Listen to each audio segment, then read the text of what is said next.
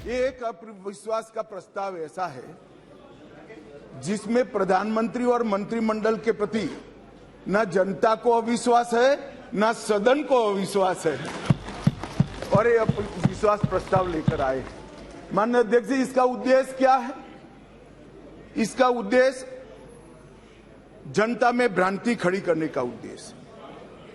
मैं उनको इतना ही कहना चाहता हूं कि भाई, अविश्वास प्रस्ताव जब आप लेकर आते हो तो इस पर जो चर्चा होती है वो चर्चा में सरकार के विरोध में कुछ मुद्दे तो रख देते। मैंने पूरे भाषण ध्यान से सुने और पूरे भाषण ध्यान से सुनने के बाद मैं निश्चित रूप से निर्णय पर पहुंचा हूं, ये अविश्वास प्रस्ताव केवल और केवल भ्रांति खड़ा करने के लिए लाया गया है। ये प्रजा की इच्छाओं का प्रतिबिंब नहीं। अल्पमत का तो सवाल ही नहीं है। अल्पमत का सवाल इसलिए नहीं है क्योंकि जब तक जो अविश्वास के प्रस्ताव के विरोध में बोले हैं और जो समर्थन सदन का दिखाई पड़ा है, मतदान होगा तब होगा जो कराएंगे तो, परंतु जो समर्थन दिखाई पड़ा है वो बताता है कि अल्पमत का सवाल नहीं है। और जनता में भी विश्वास है मान्यवर। जनता में विश्वास इसलिए है कि देश के 60 करोड़ गरीबों को उनके जीवन में नई आशा का संचार अगर कोई एक प्रधानमंत्री और एक सरकार ने किया है तो नरेंद्र मोदी सरकार। मान्यवर, मैं डिटेल बात बाद में करता हूं। मैं भी देश भर में घूमता हूं, जनता के बीच में जाता हूं। मैंने जनता के साथ कई जगह से संवाद किया है।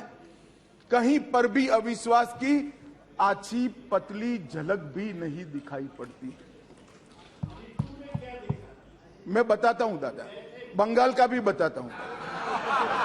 मान्यवर,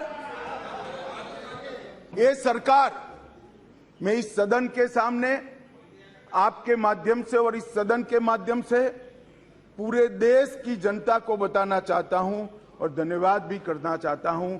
आजादी के बाद कोई एक सरकार और कोई एक नेता में जनता को सबसे ज्यादा विश्वास है तो ये नरेंद्र मोदी जी की सरकार। 2/3 बहुमत से दो बार एनडीए को चुना गया। पूर्ण बहुमत से दो बार भारतीय जनता पार्टी को चुना गया। 30 साल के बाद पहली बार पूर्ण बहुमत की स्थिर सरकार देने का काम ये देश की जनता ने लगातार 2 बार किया। और प्रधानमंत्री मान्यवर, ये प्रधानमंत्री ऐसे हैं जो आजादी के बाद देश में सबसे लोकप्रिय प्रधानमंत्री कोई है तो नरेंद्र मोदी।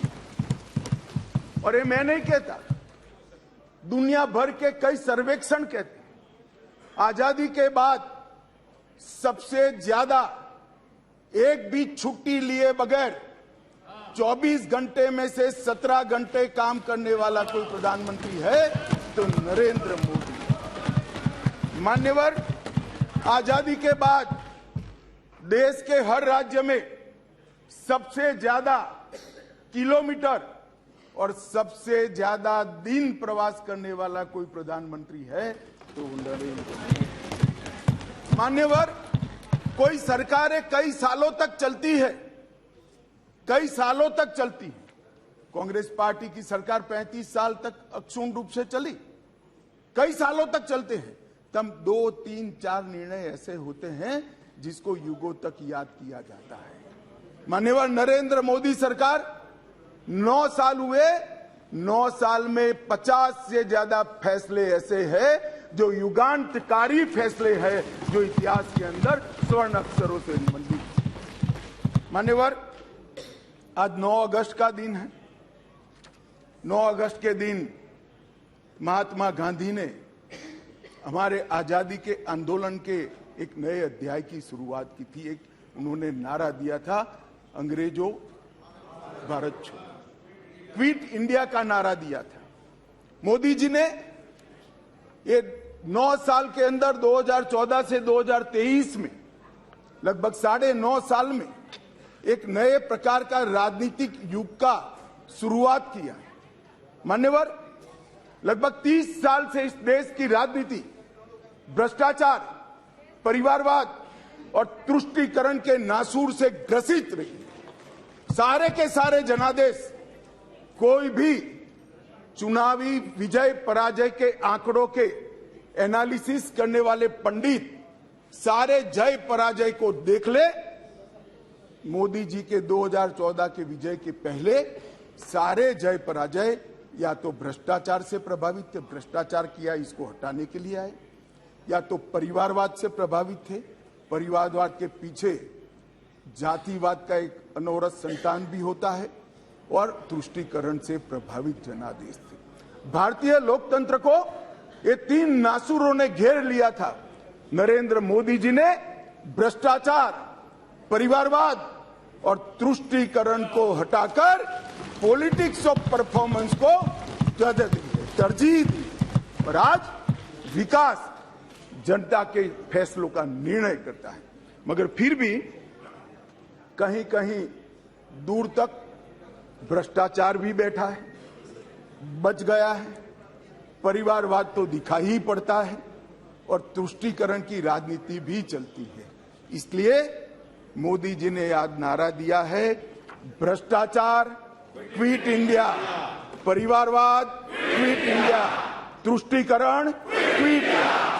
मान्यवर, अगर भ्रष्टाचार, परिवारवाद और तुष्टीकरण एक क्विट इंडिया अगर कर लेते हैं, तो इस देश की राजनीति में मोदी जी ने 2014 से एक नए युग की शुरुआत करी है, विकास के युग की। वो हमारे स्वतंत्रता सेनानियों के कल्पना के भारत की निर्मित 2047 के बहुत साल पहले कर देगी, इसका मुझे पूरा विश्वास है। मान्यवर, अविश्वास का प्रस्ताव एक संवैधानिक प्रक्रिया है, हमें कोई आपत्ति नहीं। विपक्ष का उद्देश्य है कोई भी हो, विपक्ष का अधिकार है, अविश्वास का प्रस्ताव ले आते हैं। और मैं तो कई बार मानता हूं कि अविश्वास प्रस्ताव से पार्टियों के और गठबंधनों के चरित्र उजागर होते। कई बार अविश्वास प्रस्ताव आए, मैंने जैसे पहले कहा, मैं 3 अविश्वास प्रस्ताव का जिक्र करना जरूर चाहूंगा। 2 अविश्वास प्रस्ताव है यूपीए सरकार के खिलाफ, जो हम विपक्ष में थे तब लेकर आए थे, और एक अविश्वास प्रस्ताव एनडीए सरकार के खिलाफ था, जो यूपीए जब विपक्ष में थी तब लेकर। 1993 जुलाई में नरसिम्हा राव जी की कांग्रेस की सरकार थी, उसके खिलाफ अविश्वास प्रस्ताव आया। अब सरकार बचानी होती है, नरसिम्हा राव जी को बचानी थी।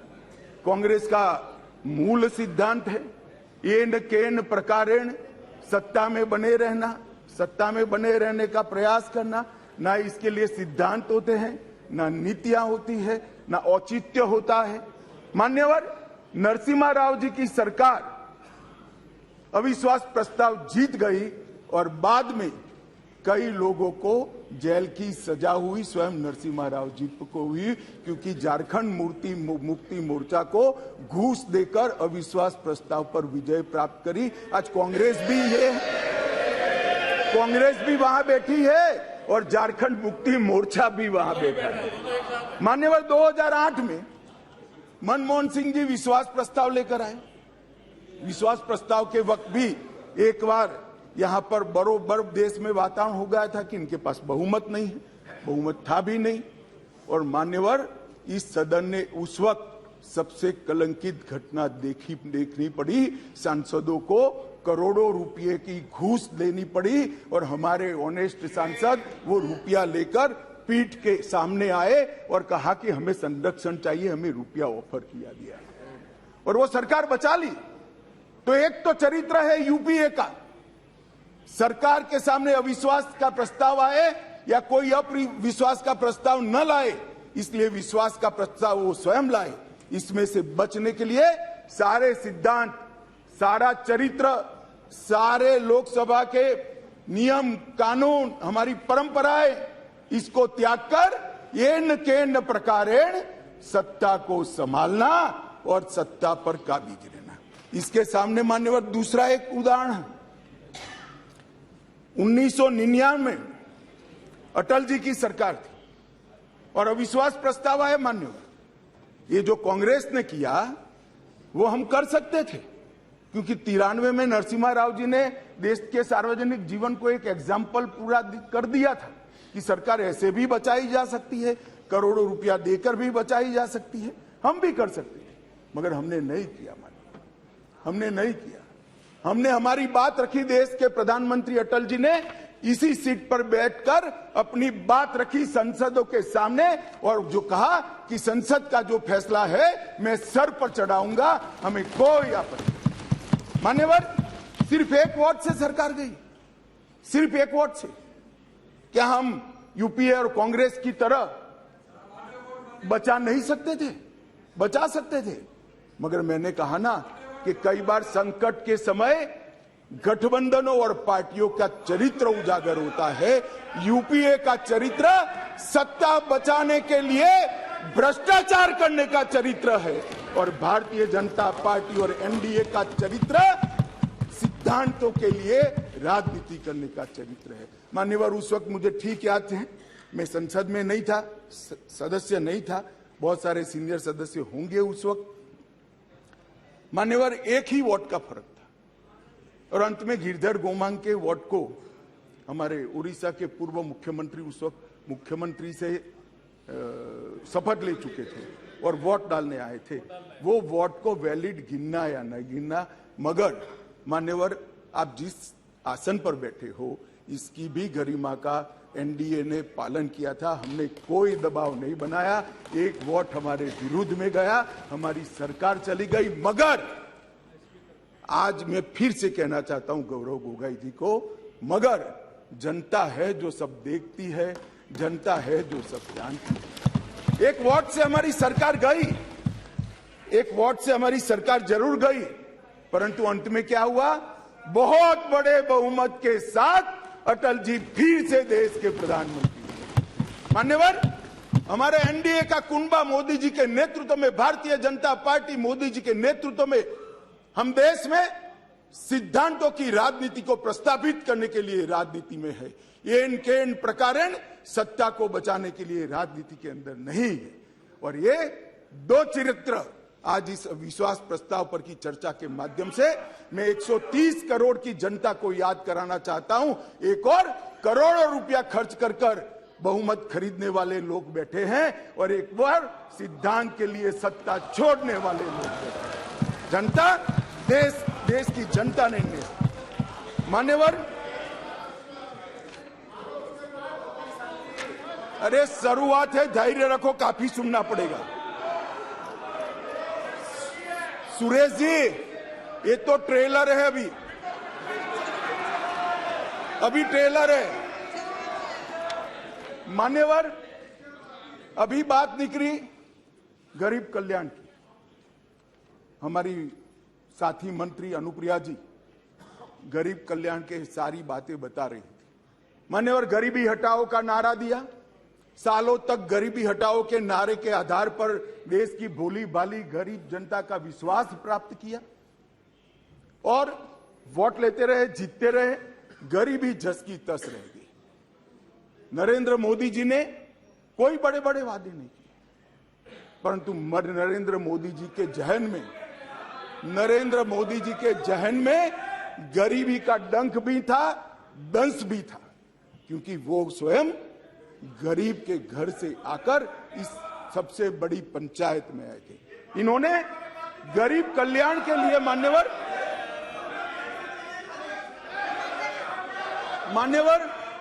इन्होंने गरीब कल्याण के लिए ढेर सारे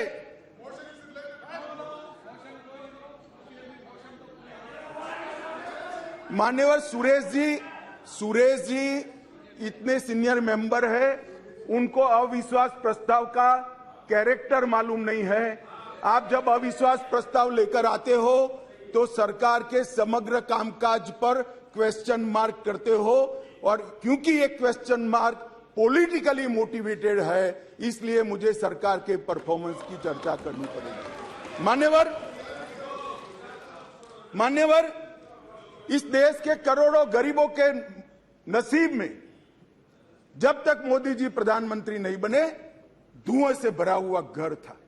मोदी जी ने 9.6 करोड़ 9 करोड़ 60 लाख गरीब महिलाओं के घर में गैस का सिलेंडर भेजा और उसकी झूंपड़ी को धुएं से मुक्त कराने का काम किया। मान्यवर, 11 करोड़ परिवार ऐसे थे, दुनिया में कोई विचार नहीं कर सकता। कई देशों की आबादी 11 करोड़ से आधी भी नहीं है, 5वें हिस्से की भी नहीं है, परंतु 11 करोड़ परिवार ऐसे थे जिनके पास मान्यवर शौचालय नहीं था। हर रोज वो घर की महिलाएं आहत होती थी। मान्यवर, इनका दर्द 55 सालों तक ये यूपीए कांग्रेस ने नहीं जाना। नरेंद्र मोदी जी प्रधानमंत्री बने और 9 साल के अंदर 11 करोड़ 72 लाख परिवारों को शौचालय देने का काम। मान्यवर, देश के बहुत बड़े तबके में और विशेषकर गरीब के घर में, दलित के घर में, आदिवासी के घर में, पिछड़े के घर में, झोंपड़पट्टी में शुद्ध पीने का पानी नहीं मिलता, फ्लोराइड युक्त पानी पीते थे, भरी जुआनी में बूढ़े हो जाते थे, बाल सफेद हो जाते थे, हड्डियां टेढ़ी हो जाती थी। मान्यवर, मोदी जी ने हर घर नल के माध्यम से 12.65 लाख करोड़, मतलब 12 करोड़ 65 लाख घरों में जल से नल पहुंचाने का काम समाप्त। मान्यवर, ये हमेशा बोलते हैं, अभी भी चुनाव में कहते हैं कि हम किसानों का कर्ज माफ करेंगे, किसानों का कर्ज माफ करेंगे। मान्यवर, मैं पूछना चाहता हूं, 10 साल में कितना कर्ज माफ करा भाई? 4 से 14 तक आप 10 साल रहे, कितना मार्च करा? 70,000 करोड़, ठीक है ना? 70,000 करोड़। इसमें से भी 35,000 करोड़ तो नीचे बाकी रह गया है, मगर चलो मान ही ले कि 70,000 करोड़ किया। हम किसी का कर्ज माफ करने में विश्वास नहीं करते हैं, उसको कर्ज ही न लेना पड़े, ऐसी व्यवस्था। मान्यवर, इस देश के 14.5 करोड़ किसानों को 2,40,000 करोड़ रुपया इसके बैंक अकाउंट में डाला। अब देश के किसान तय करे कि एक और 70,000 करोड़ का कर्ज की लॉलीपॉप देने वाली यूपीए सरकार, और एक बार सम्मान के साथ इसके घर में सम्मान के साथ इलेक्ट्रॉनिक तरीके से 2,40,000 करोड़। मान्यवर, मैं आज और स्पष्टता करना चाहता हूं, ये रेवड़ी नहीं है, ये रेवड़ी नहीं है। हमने ये करने से पहले एक सर्वे किया कि 2.5 एकड़ से कम जिसकी जोत है वो किसान को कितना खर्चा बेसिक खेती के काम के लिए आता है, क्योंकि वो तो मजदूर रखता नहीं है, स्वयं ही बेचारा मेहनत करता है।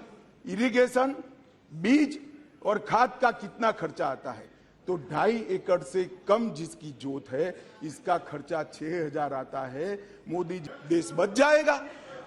तो मोदी वैक्सीन मैं 2 नेताओं को बरोबर याद है, समाजवादी पार्टी के अखिलेश जी और राहुल जी, दोनों ने कहा है तो मोदी वैक्सीन है, देखो लेना मत, टेस्टिंग भ्रांति। और मान्यवर, अब बैठ जाए।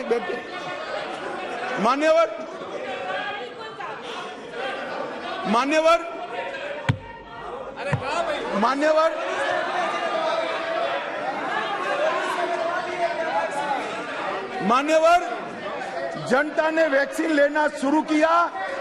मोदी सरकार ने चाय पिलाकर वैक्सीन दी, फ्री ऑफ कॉस्ट वैक्सीन दी, पहला डोज दिया, दूसरा डोज दिया और 130 करोड़ लोगों को दोनों डोज लगाकर कोरोना से बचाने का काम। मान्यवर, इसके साथ साथ उस वक्त रोजगारी के प्रश्न खड़े हुए, लॉकडाउन का भी विरोध किया गया। मान्यवर, लॉकडाउन का भी विरोध किया गया।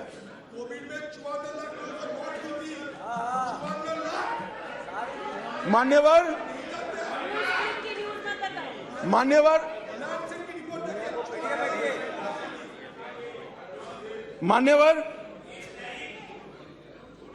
सबने कहा कि लॉकडाउन लगाओगे तो गरीब क्या खाए। हमारे सामने दो रास्ते थे, लॉकडाउन न लगाना और पूरे देश की जनता कोरोना में फंस जाए, लाखों करोड़ों लोगों की मृत्यु हो। लॉकडाउन भी लगाया, उसको भूखा भी नहीं रखा। मान्यवर, 80 करोड़ लोगों को प्रति व्यक्ति प्रति माह 5 किलो अनाज ये लॉकडाउन के समय में हमने गरीब के घर में पहुंचाया और उसका चूल्हा चला करा। और वो आज भी चल रहा है, आज भी चल रहा है। भाई, अविश्वास प्रधानमंत्री में और मंत्रिमंडल में अविश्वास आपको हो सकता है, देश के गरीब को, देश की जनता को नहीं है, क्योंकि उज्ज्वला योजना मोदी जी लाए, हर घर नल मोदी जी ने पहुंचाया, बिजली मोदी जी ने पहुंचाई, पीएम किसान 2.5 लाख करोड़ मोदी जी ने पहुंचाए, 3 करोड़ लोगों को घर दिया, 60 करोड़ लोगों को 5 लाख का स्वास्थ्य का खर्चा दिया, बैंक खाते 49 करोड़ से ज्यादा खुलवाए, डायरेक्ट बेनिफिट ट्रांसफर में 25 लाख करोड़ रुपया भेजा, 80 करोड़ गरीबों को वैक्सीन लगाकर अनाज दिया। अविश्वास आपको है, देश की जनता को अविश्वास नहीं है, वो मोदी जी के साथ। मान्यवर,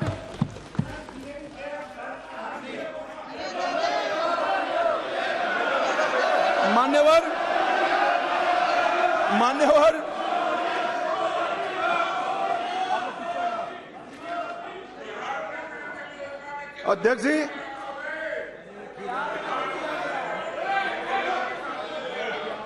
अध्यक्ष जी,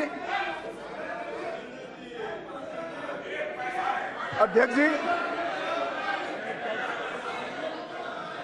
अध्यक्ष जी, इस सदन में एक ऐसे नेता है, अरे यार सुनो ना, इस सदन में एक ऐसे नेता है जिनको आज तक 13 बार राजनीति में लॉन्च किया गया है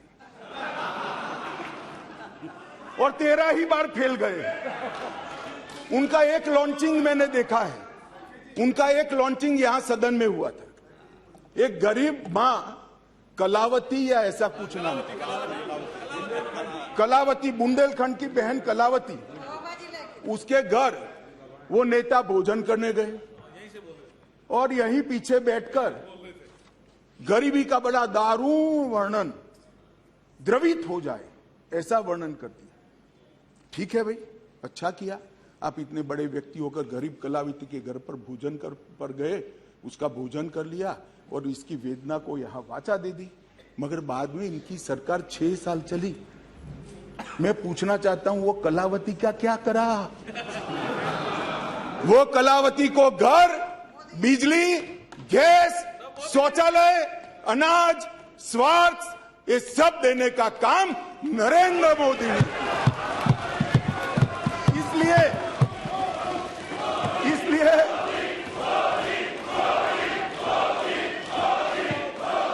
इसलिए जिस कलावती के घर पर आप भोजन पर गए हो, इसी को भी मोदी जी पर अविश्वास नहीं है, वो आज मोदी जी के साथ है। मान्यवर, राष्ट्रीय पिछड़ा वर्ग आयोग बनाया, पिछड़ा वर्ग को संवैधानिक मान्यता दी, आर्थिक रूप से कमजोर लोगों को 10% का रिजर्वेशन इतने सालों के बाद पहली बार मिला और 2 बार राष्ट्रपति बनाने का उम्मीदवार चयनित करने का हमें मौका मिला। सत्ताधारी पार्टी एनडीए ने, बीजेपी ने एक बार दलित और एक बार आदिवासी भारत में प्रथम बार गरीबों के लिए काम करने वाली ये सरकार है। नरेंद्र मोदी जी ने गरीब कल्याण का जो यज्ञ चलाया है, इससे गरीब के घर में जाते हैं तो वो दिन मित्र कर कर नरेंद्र मोदी को बुलाते हैं। गरीब अपने आप को अब मोदी जी में अपना मित्र ढूंढता है। मान्यवर, ये इसलिए मैं कह रहा हूं, अविश्वास आपको है, देश की जनता को अविश्वास नहीं है। मान्यवर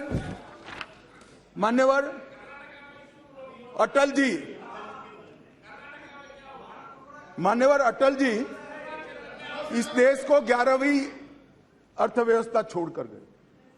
अब अटल जी तो जन नेता थे, ज्यादातर सांसदों की तरह कार्यकर्ता के नाते काम करते करते, आइडियोलॉजी का प्रचार करते करते देश के प्रधानमंत्री बने। 6 साल तक चलाया। 6 साल में 15वें नंबर से 11वें नंबर पर लाए। फिर एक अर्थशास्त्री प्रधानमंत्री बने। यूपीए की सरकार आई। मैं उनका धन्यवाद करना चाहता हूं कि 11वें नंबर से 12वें नंबर पर नहीं ले गए, उन्होंने 11वां नंबर संभाल कर रखा। और फिर नरेंद्र मोदी जी आए। ढेर सारे पंडित कहते थे मोदी जी देश का अर्थतंत्र कैसे संभालेंगे। मनमोहन सिंह चौपट कर गए हैं, सारे ग्राफ उल्टे हैं, सारे पैरामीटर्स आउट ऑफ कंट्रोल है। मगर गरीबों के घर से जन्मा हुआ ये आदमी, संघर्ष कर राजनीति में आया हुआ आदमी, सरपंच का चुनाव लड़े बगैर सफल मुख्यमंत्री बनने वाला ये आदमी नरेंद्र मोदी, इसने 9 साल में देश के अर्थतंत्र को 11वें से 5वें नंबर पर पहुंचाने का और मान्यवर मुझे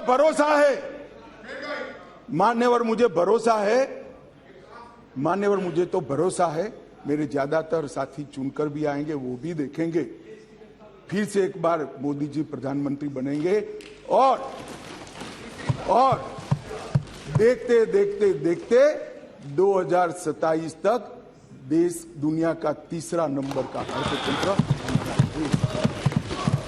मान्यवर, पर ये मैं नहीं कहता, IMF भी कहता है, सारे सर्वेक्षण वाले विश्व भर के कहते हैं कि डार्क जोन में ब्राइट स्पॉट अगर कोई है, ब्राउन स्पॉट कोई है, तो भारत का अर्थतंत्र है। ना अभी नहीं कह सकते, बैठ जाओ। नियम आपको मालूम होना चाहिए, नियम पढ़ लीजिए, अभी नहीं कर सकते।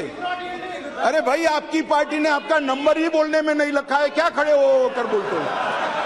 आप लीडर ऑपोजिशन हो ना, आप चर्चा शुरू करते हो ना, बोलने देते हैं आपको। अब मेरे भाषण में क्यों बोल रहे हो आप? आपको बोलने नहीं देते आपके पार्टी वाले, बैठ जाओ। मान्यवर,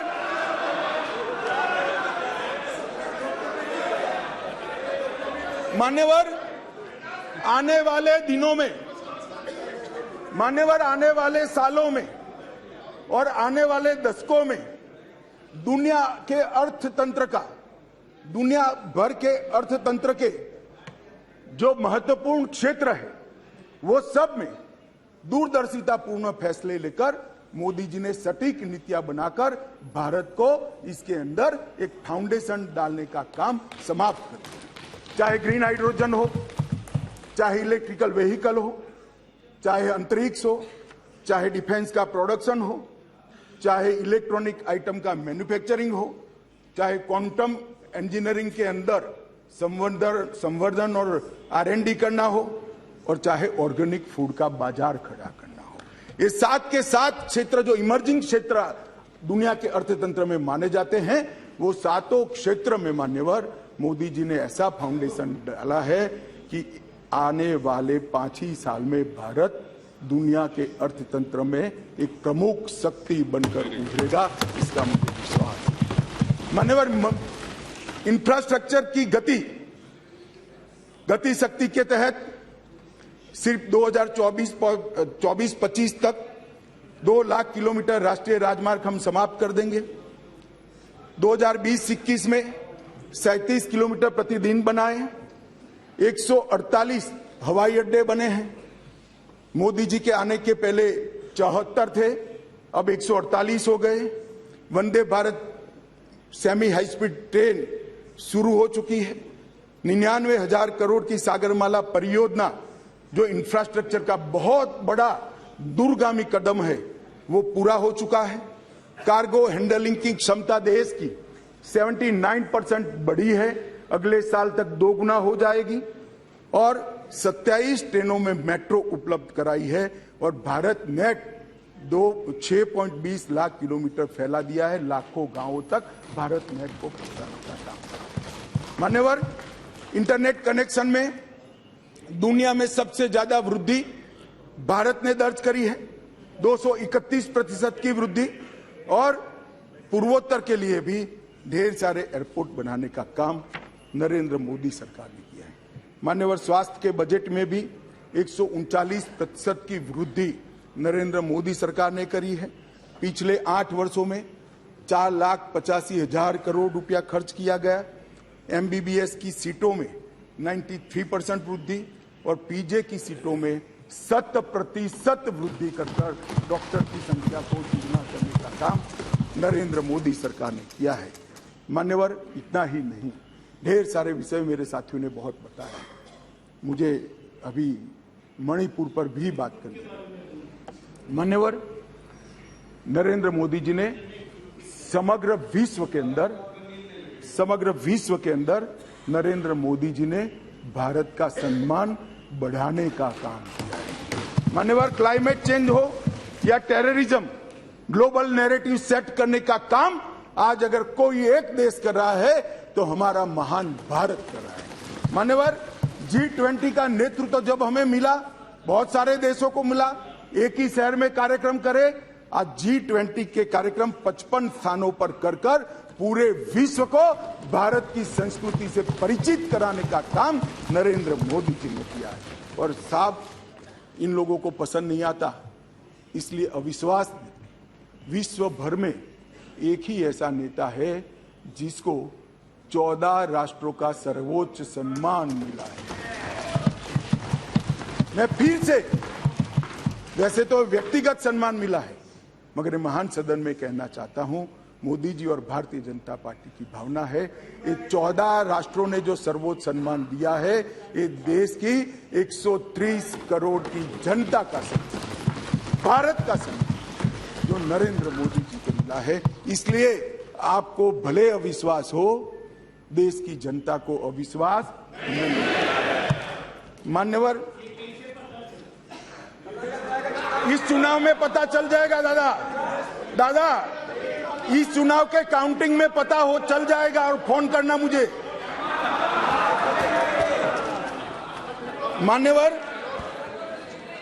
मान्यवर, देश की सुरक्षा, यूपीए की सरकार थी, 2004 से 2014 तक चली। आए दिन आतंकवादी घुस जाते थे, आलिया मालिया जमालिया घुसते थे और जवानों के सर काट कर ले जाते थे। और इस सदन के अंदर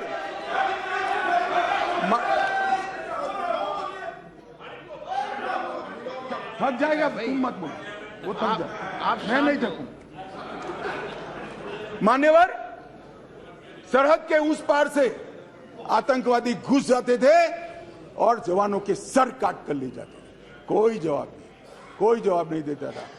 2 बार पाकिस्तान ने हिमाकत की, एक बार सर्जिकल स्ट्राइक और एयर स्ट्राइक, दूसरी बार एयर स्ट्राइक कर पाकिस्तान के घर में घुसकर आतंकवादियों का खात्मा करने का काम नरेंद्र मोदी। श्रीमान राजनाथ जी यहां बैठे। CDS का मसला, ये भी आपका सोच था, इंप्लीमेंट हमने किया। CDS का मसला कब का लटक रहा था, भटका रहा था। मोदी जी ने CDS का फैसला किया, राजनाथ जी ने सभी को विश्वास में लेकर उसको पार उतारा। 2016 में सर्जिकल स्ट्राइक और एयर स्ट्राइक किया, और खरीदी के अंदर, डिफेंस के अंदर जिस प्रकार के परिवर्तन हुए, मान्यवर, मैं आपको बताता हूं, जितने भी घोटाले, मैं बाद में घोटाले बताता हूं यूपीए के, जितने भी घोटाले हुए हैं, इसमें सबसे ज्यादा करप्शन रक्षा की खरीदी में हुआ। मगर मोदी जी के नेतृत्व में हमारे रक्षा मंत्री जी ने 4100 आइटमों को इंपोर्ट की नेगेटिव लिस्ट में डालकर यहां उत्पादन किया। और आत्मनिर्भर भारत की रचना कैसी होती है, इसकी नींव कैसे डाली जा सकती है, डिफेंस जैसे अति टेक्नोलॉजी वाले और स्पर्धात्मक क्षेत्र में इसको कर नरेंद्र मोदी जी ने आज भारत का रक्षा उत्पादन न केवल भारत, कई देशों के लिए आकर्षण का केंद्र बना है और भारत एक रक्षा के उत्पादन का प्रमुख केंद्र बना है। उत्तर प्रदेश और तमिलनाडु के अंदर 2 डिफेंस कॉरिडोर बनाए गए मान्यवर, और 22-23 में 16,000 करोड़ से ज्यादा का निकास किया गया, निर्यात किया गया। ये आंकड़ा लाखों करोड़ों में जाने वाला है। मान्यवर 4 दशकों से श्रीमती इंदिरा गांधी जी प्रधानमंत्री थी, तब से देश का सेना का जवान, चाहे सर्विंग हो चाहे रिटायर्ड हो, वो 1 पेंशन 1 रैंक 1 पेंशन की मांग करता है। सब भागते थे। भारतीय जनता पार्टी के नेता नरेंद्र मोदी जी ने सेना के सम्मान में निर्णय किया और 42,000 करोड़ से ज्यादा राशि 1 पेंशन 1 रैंक के अंदर देने का काम। मान्यवर, दुनिया में अस्थिरता बढ़ी, चाहे यूक्रेन हो, यमन हो, चाहे कोरोना में दुनिया भर में बसते हुए हमारे भारतीय हो, 90 से ज्यादा यूक्रेन से उड़ाने कर दोनों राष्ट्राध्यक्षों से बात कर 3 दिन तक युद्ध बंद कर 23,000 भारतीयों को घर पे लाने का काम नरेंद्र मोदी से। ऑपरेशन राहत 5,000 भारतीय और 2,000 विदेशी नागरिकों को वहां से यमन से निकाला और 2 लाख उड़ानों के माध्यम से 2.97 लाख मतलब 3 करोड़ करीब यात्रियों को सकुशल कोरोना के वक्त वंदे भारत मिशन के तहत वापस लाया। मान्यवर, चीन की सीमा पर हमारी आर्टिलरी न पहुंचे ऐसी स्थिति थी, रोड ही नहीं बनाए थे, नक्शा ही देखते रहते थे। नरेंद्र मोदी जी और राजनाथ जी की टुकड़ी ने सीमा के अंतिम गांव तक भारत के प्रथम गांव में रोड पहुंचाने का, वाइब्रेंट विलेज के माध्यम से गांव खाली न हो, इसकी चिंता मान्यवर नरेंद्र मोदी जी ने की। मान्यवर,